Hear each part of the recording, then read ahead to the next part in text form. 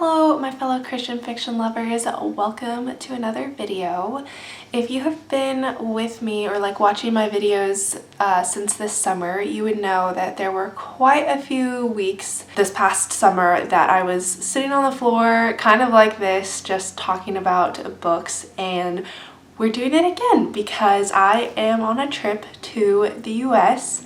I'm staying with my mom and sister. We surprised my sister for her birthday.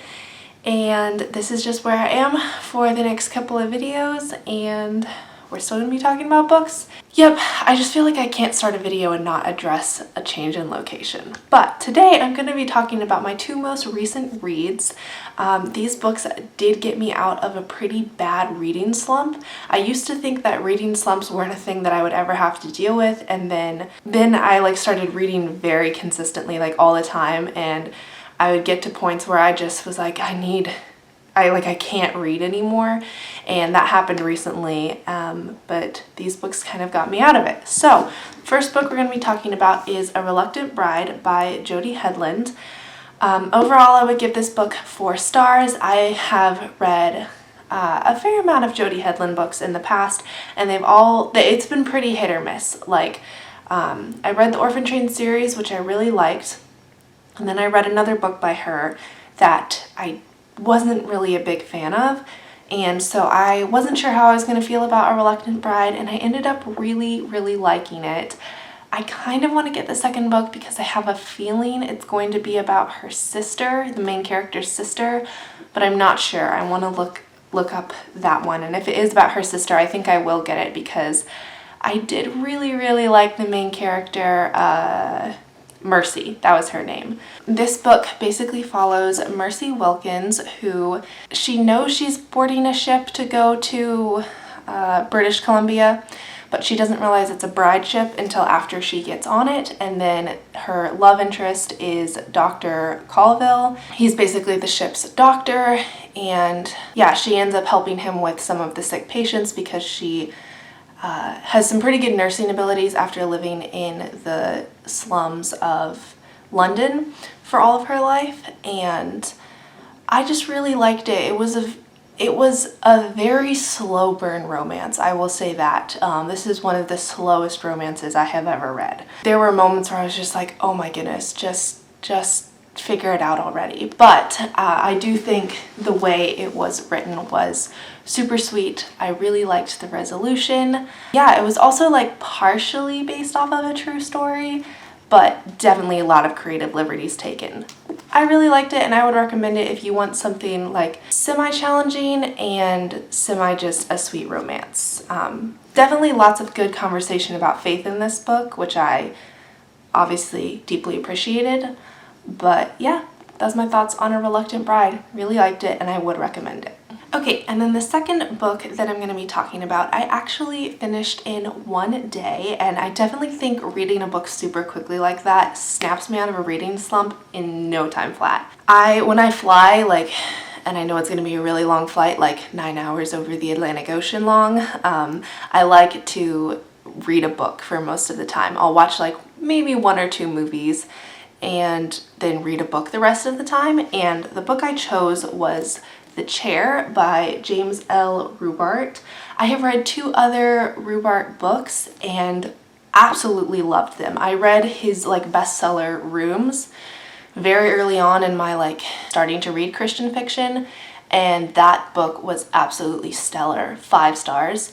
Before that I also read The Pages of Her Life, which I really enjoyed.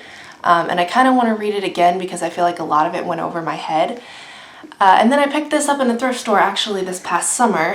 Obviously knew the author and was like, well, might as well give it a try. It was really good. I really liked this book. I will say that a lot of it felt super unrealistic, but this is crossing into a realm of not really fantasy, but more just speculative suspense.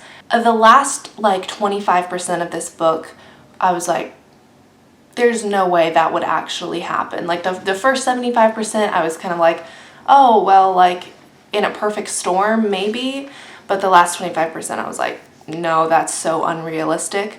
That being said, I did really like this book if you're able to get past the fact that there is no way that this could actually happen. What this book is about, the main character, what is his name? Corin. I'm having a terrible time remembering things that like I've seen or heard or read in the past like 48 hours. It's probably jet lag. Main character's name is Corin. He owns an antique shop, and one day this lady comes in, this is in the first chapter, she comes in, gives him a chair, and basically just nondescriptly is like, yeah, I was told to give you this chair, and it was made by the best like craftsman ever. He kind of like figures out that it was like Jesus who made the chair, and then learns about this legend behind it and more about the lady who gave it to him. And then also kind of figures out that when people sit in the chair, they are healed.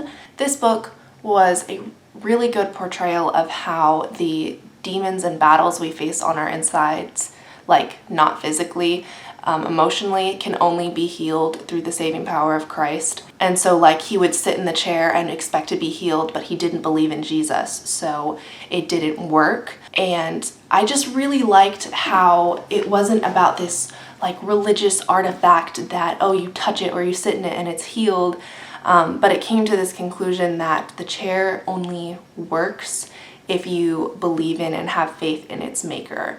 And he becomes your maker as well. Well, you know what I mean, like he becomes your savior and you believe in him as your maker. And I really liked it, despite how unrealistic it felt. I do think once I was able to like get out of the, okay, this isn't written to like talk about something that could actually happen. It's written about just this speculation, I guess.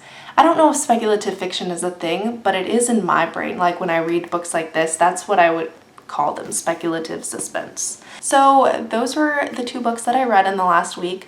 I'm super jazzed up to read more now that I've finished The Chair in literally one day. That always motivates me so much. My videos will probably be a little shorter while I'm here in the States. I definitely will still be putting content out. Let me know your thoughts on these books, if you've read them, if you want to read them. Oh, I didn't say my rating for The Chair. I would give it like a 4.5 out of 5. For the genre it's in. For me, it was just so different than what I normally read. Thank you so much for watching this video. If you liked it, go ahead and give it a like. And if you want to see more content like this, go ahead and subscribe. And I will see you Tuesday for whatever video that is. Until then, bye.